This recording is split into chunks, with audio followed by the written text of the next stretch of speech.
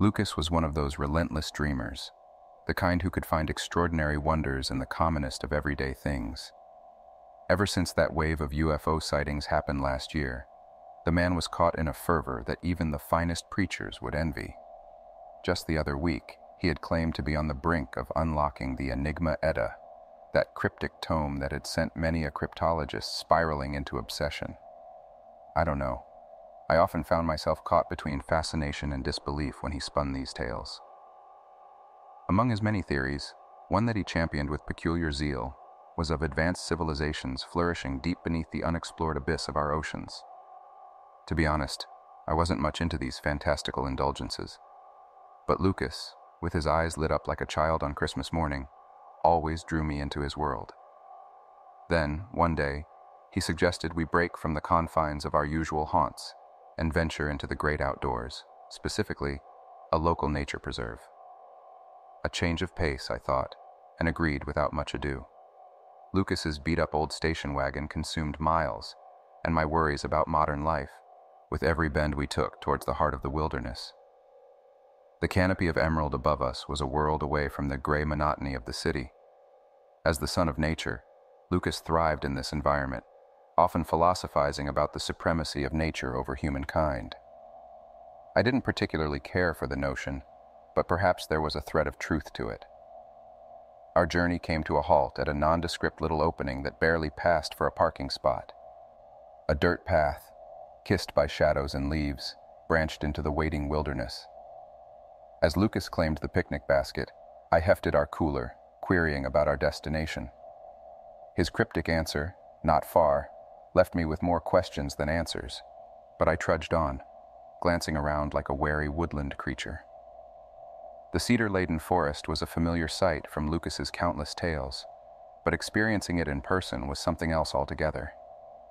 I recalled reading that each leaf of a cedar tree carried the vitamin C of 4 oranges, a fact that seemed absurd and comforting in equal measure. Our woodland saunter concluded at a massive rock overlooking a picturesque scene, a river dancing through the gaps between the trees and no footbridge in sight. It wasn't just the picnic spot or the breathtaking view that had lured Lucas to this spot. I had an inkling there was more to this, and as Lucas popped the question, "How's the sandwich?" I knew this was the calm before the storm. He eased into the topic, asking if I noticed anything peculiar about our secluded location. Honestly, the isolation was a tad unnerving, but nothing beyond that seemed off. Lucas pointed out the trail, a mile back, frequently visited by many, and another one up the road, but neither intersected with our trail, rendering our spot an isolated pocket amidst the bustling preserve. Weird? Maybe, but I wasn't entirely convinced. Before I could finish my sandwich, Lucas stood up, beckoning me to follow him down the slope, a treacherous path that tested my sense of balance more than once. Something about this place did feel odd. The air was unseasonably chill for a midsummer day, and when I strained my ears, I picked up the rhythm of a metallic clicking, almost like a gigantic clock hidden amongst the trees. The path led to a small cave carved into the side of the rock that served as our lunch spot. A shallow stream from the river found its way inside the mouth of the cave, swallowed by the shadows. The ominous clicking was louder here, echoing from the bowels of the earth. The source was hidden somewhere inside, cloaked in the blanket of darkness. Lucas, determined as ever, pulled out a flashlight, ready to explore the unknown.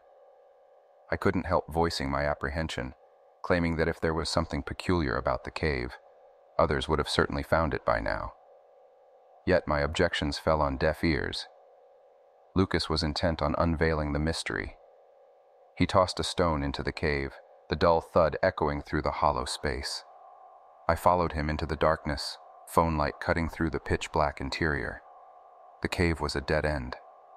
30 feet into the passage, and the mysterious noise was still an unsolved puzzle. A thorough scan of the walls revealed no visible cracks or openings. The noise seemed to emanate from the very rocks around us. Lucas's footfalls echoed louder than necessary in the tight confines of the cave. Suddenly, he halted, foot tapping on a peculiarly hollow-sounding spot on the rocky floor. His eyes widened in anticipation. "Is something down there?" I found myself echoing his question. All I could see in his eyes was the unquenchable thirst for the unknown. Lucas shared with me an encounter he had at a convention. A man he'd met was a local, and when Lucas expressed his fondness for hiking, the man shared a chilling tale. It was about a little girl who disappeared from a campsite during a family trip. Her sister last saw her exiting the tent at night, assuming she was taking a bathroom break, only to wake up the next morning to find her missing. Her shoes remained in the tent, indicating she left barefoot, he recalled. Lucas asked him, "Was it this place?" The answer was unclear. This man, apparently part of the search party for the missing girl, stumbled upon this cave. He'd heard the strange noises from within, with their occurrence pattern being inconsistent. He suggested that perhaps it was not an everyday dwelling, but more of a periodic visit. Curious, I asked, "Who?" Lucas gripped a large stone, kneeling beside the echoing spot in the cave floor. "Let's find out," he stated, poised to strike when we heard a soft voice. "Stop," said a girl's voice. We turned to see a girl, barefoot and looking no more than 12, standing at the cave entrance. "Are you the missing girl?" Lucas asked, recalling the photo he'd seen. She simply shook her head, walking to the cave's side wall, tapping it rhythmically. "To go down there, the floor is not the way. You'll fall to your death," she warned. "So how do we get in?" I asked. "You don't. It gets you," she replied cryptically. She tossed a rock at the cave ceiling, which created a similar hollow sound. Suddenly, a low rumbling began overhead. "That's where they are. Be cautious. Trying to enter without permission can be lethal," she warned. The rumbling intensified, shaking the entire cave. Bits of rock and dirt began to rain down, and I thought of leaving, but Lucas stood firm, entranced by the unfolding mystery. The girl advanced towards us just as the rumbling hit a crescendo. Unexpectedly, the cave's ceiling split open and rose, as if gravity had been inverted. We found ourselves pulled into this new opening, experiencing the uncanny sensation of falling upwards.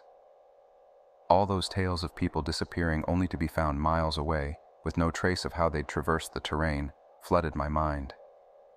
As we ascended, I felt Lucas's reassuring grip on my shoulder. We were about to uncover the mystery of this place, together with the mysterious barefoot girl. Our fall was brief, ending as we landed in a larger cavern, the force mimicking a gentle placement. I scanned the surroundings. Overhead, the rocky ceiling momentarily shimmered like a lake surface before hardening again. We followed a soft illumination coming from the cavern center, navigating the jagged formations underfoot. Despite moving at the same pace, Lucas somehow reached the center before me. We were both drawn to a pool with a glowing orb beneath the surface, casting a serene light throughout the space. "Feels peaceful, almost like we're in the afterlife," Lucas mused. I looked around for the girl. "I'm here," she said, approaching us from a seemingly impossible angle along the cavern wall. "Are we in another dimension?" Lucas asked, fascinated by her gravity-defying walk. "Possibly," she replied, not recommending we try her wall-walking stunt. "Who are you?" I asked. "Sophia," she replied with a smile. We had many questions, but she remained evasive, moving past us to the glowing pool. She peered at the orb intently, seemingly unaffected by its brilliant light. "You know, my mom used to read me picture books. I wanted to bring the characters to life, but she said it was impossible. I guess we're in a picture book now, aren't we?" she remarked cryptically. I tried to grasp her analogy, asking if she meant this place is like a storybook. "No," she corrected. "We can't extract a 2D character from a book into our 3D world. But here," she gestured around, "it's different." Lucas seized the idea. "So, we're in a 4-dimensional space and that's why you can walk on walls?" Sophia nodded, speaking of entities that created this machine, existing in 4 dimensions. "That's why you couldn't see what was making the sound. It's above you. Or rather, above in a sense we can't comprehend." I asked if she had seen it, to which she nodded affirmatively.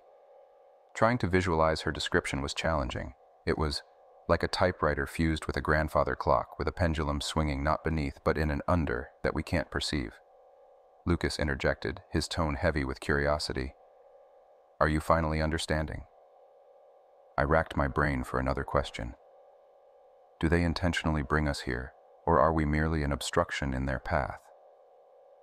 Before I could voice my next inquiry, the ground shifted beneath my feet without a prelude of tremors. The rocks underfoot slithered, making me feel as if I were striding backwards on the moon's surface. Lucas was now directly above me. The walls, ceiling, and floor of the cave fused together, their unique attributes muddled like splashes of different paint hues. The central pool morphed into a river, splintering off in all directions, each branch emanating a mesmerizing glow. Sophia remained stationary as our world inverted. I felt as if we were encapsulated within a globe, with Lucas at the nadir, myself at the zenith, and Sophia floating at the center. "They're morphing the space," Sophia clarified. "It's like how a flat map distorts the sizes and shapes of continents. The only way to accurately depict everything is on a spherical model." The bizarre circumstances left me bewildered. "I hope they don't do this again. This is beyond strange." Lucas interrupted. "The clicking is getting louder. I must be near it." Sophia responded, "You're never far from it." I couldn't resist my curiosity. "What's so special about that cave? Is it the only anomaly of its kind?" "No," Lucas replied. "I researched other similar locations, one in the Philippines and two in Russia. They exhibit the same peculiar phenomena, the periodic clicking and occasional disappearances. But these incidents are too sporadic for anyone to see a pattern. Reality was manipulated so nonchalantly by these beings that it felt surreal." I confessed, "This is all so overwhelming." Sophia inquired, "Do you feel daunted?" I confessed, "A little." I was curious. "Do you enjoy being with them? Is that why you choose to stay?" Sophia's answer was melancholic. "I belong here, but I do like to visit your dimensions occasionally." Her statement sparked my resolve. "Well, this has been fascinating, but it's time to go home." Suddenly my surroundings transformed. I found myself precariously perched atop a tree, a good 50 feet from the ground. The chilling air made me guess I was far north of home. My attempt to descend gingerly failed as the branch gave way, sending me plunging into freezing waters below. Blinded by a piercing light, I shut my eyes and struggled to find the surface. But the pull of the water was disorienting. Just as panic set in, a firm grip hauled me upwards. Breaking the surface, Lucas's familiar voice checked if I was all right. As I gasped for breath, I was back in the cavern, the layout restored to its original form. Examining my soaked leg, Lucas reassured me. "It's not broken. Can you walk?" I nodded. "In a minute." I shifted the conversation back to our predicament. "What happened?" Sophia whispered. "You almost uttered the forbidden word, home." We continued discussing the strangeness of the situation. I saw Sophia visibly tense when Lucas asked her point blank if she wanted us to stay. She was lonely, and I realized she enjoyed our company, but we both shook our heads. "We have to go back." Sophia admitted she could not open the portal to our world. We would have to communicate with the beings ourselves. As I approached the orb in the water, preparing to dive in, I turned to my companions. "What should I tell them?" "Tell them they can't just hold us prisoner," Lucas insisted. "It's not right." As I plunged into the lukewarm water, a single thought ran through my mind. This would indeed feel a little like dying. Although submerged in water, the liquid didn't sting my eyes or cause discomfort, and there was no urgency to surface for air. Disorientation took over. Every direction appeared to be up. The enigmatic orb was within my reach, and whether I extended my hand or it beckoned me, I found myself instantaneously seated in my living room, fully clothed and effortlessly breathing. The fridge door snapped shut, and my 5th grade teacher, Mr. Harris, entered the room carrying 2 iced teas. "How have you been?" he asked, sitting across from me, sliding a glass my way. Bubbles escaped my mouth as I attempted to respond. The surreal intersection of being underwater and experiencing this domestic setting was baffling. My friends, Lucas and Sophia, must be witnessing some weird spectacle right now. "It's peach tea," informed Mr. Harris, enjoying a sip. "Your favorite." Noting my surprise, he added, "Yes, I remember you like it unsweetened." Caught off guard, I asked if he was one of the 4-dimensional beings and if this odd interaction was their communication method. Mr. Harris looked baffled for a moment before responding. "This is your home. If you step out your front door, you'll see your neighbors."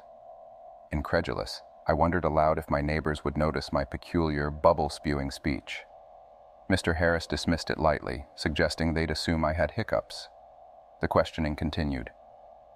Why were these entities interested in Earth? What did they want? Mr. Harris revealed that their kind was as intrigued and puzzled by us as we were by them. They couldn't decide whether to leave us alone or engage us for some potential learning. Sophia, he mentioned, was a special case who had somehow discovered their realm before. As for the incessant ticking, Mr. Harris explained that it was their dimensional navigation device, aiding them to travel and determine their course.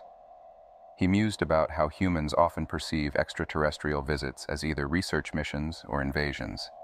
But for them, it was a much more complex issue. Mr. Harris sipped his iced tea and looked out of the window. He had lost his usual teacherly demeanor now, seeming more like the being he claimed to be. I voiced my concerns about the whole situation and expressed my desire to return home. Lucas and I had families to go back to, even if Sophia chose to stay. Mr. Harris stood up abruptly, knocking his glass over, spilling the iced tea. He launched into a speech about the magnificence of the universe, filled with billions of galaxies that we wouldn't be able to explore even at the speed of light. But Lucas and I, we have families, I reiterated. He responded, showing his agelessness, questioning if I would want to live for centuries just like him. I asked if he could make me immortal, to which he referred to Sophia's case. She wasn't aging, but maturing. As my grandmother's memory rushed back, I realized that a good life was all that mattered, not its length. Mr. Harris seemed to understand and agreed to return us home. Suddenly, I found myself facing him up close. His hand gripped my neck as his index finger dug into my forehead, bringing pain. Memories of my grandmother flooded in, her last moments in the hospital bed. I held her warm hand and hoped she could feel my presence. The memory faded, and I was underwater again, gasping for air. Lucas pulled me to the surface, and we made our way back to Sophia. Sophia described the water turning into a kaleidoscope when I was submerged. As Lucas and I climbed the wall, defying gravity, we agreed to share our story, despite the likelihood of disbelief. We reached our car, still wet but safe. Upon arriving home, I found 2 glasses, one tipped over, staining my dining table. News of Mr. Harris's car accident followed soon after. As I sifted through my old belongings, I discovered a birthday card from my grandmother that I had thought I discarded. It held her handwriting and a comforting message. I know. These 4-dimensional beings and their inexplicable interest in us presented a new reality, challenging my understanding. If I ever get to meet my grandmother again, I would want to know her thoughts on this extraordinary revelation.